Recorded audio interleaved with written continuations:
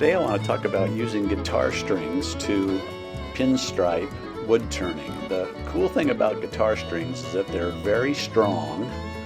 They come in sizes, and best of all, they're wound. You can see from these pictures they're wound. In other words, they give a lot of friction when you're rubbing them against the wood in order to burn a line. And I use them fairly often to burn little pinstripes in various things that I turn on the lathe in order to just give a little accent. Now again, the beauty of these strings is that they come in different sizes, and I'll show you in a moment just how skinny the lines can be if you use the small string. They come from a low E string that's at about 40 thousandths of an inch down to a high E string, which is about 9 thousandths of an inch.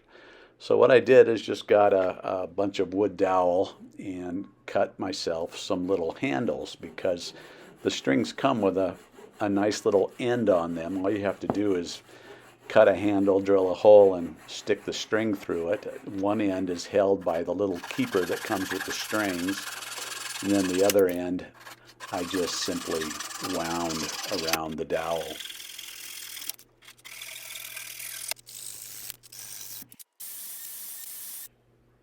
So after drilling those out, pulling the wire through, again the keeper holds one end. I just wound it around the other end, and these round dowels made for great handles, nice and stout. You could pull on them pretty hard, and the wire didn't want to pull out. So this is what that raw end looked like, just wound around the dowel. I had 6 strings, so I made 6 handles, or 12 handles for all 6 strings, and let me show you how I use these. Generally what I'll do is make the smallest groove with my sharp tool, because if you don't have a little groove to guide the wire, it might wander around on your work and scar it up. Then I just apply the wire until you see smoke, basically. This is the low E string. It's the thickest line. This is the A string, the next one smaller. I had to do that maybe twice to get a little darker. Here's the D string, a little smaller yet. And then the G string, a little bit smaller yet. It's still a wound string, so it's got a lot of friction. Here's the B string, which is getting really, really thin. You have to put a little more pressure on this to get the smoke. And then the high E string, which is the thinnest string, and you can see that you can get various sizes of lines with those various strings. The other nice thing about the burned lines is they're deep and they're burned. You can sand afterwards and the lines stay unharmed and untouched, so they look really great. So what I thought I'd do, I was thinking what kinds of projects use lines, graduated lines, and I thought a garden dibble. I don't know if you know what that is, but it's a thing you poke in the ground, and they're always marked. They're marked in inches, because some seeds need to be 1 inch under the ground, some 2 inches, some 3 inches, some 4 inches. So I made a 6-inch garden dibble just to mostly show you a really great use for using the guitar strings to pinstripe some work. It makes a very indelible mark that's really easy to see, and talk about an easy project. I banged this thing out of a piece of beech in really just a few minutes, almost not much longer than it's taking this super high-speed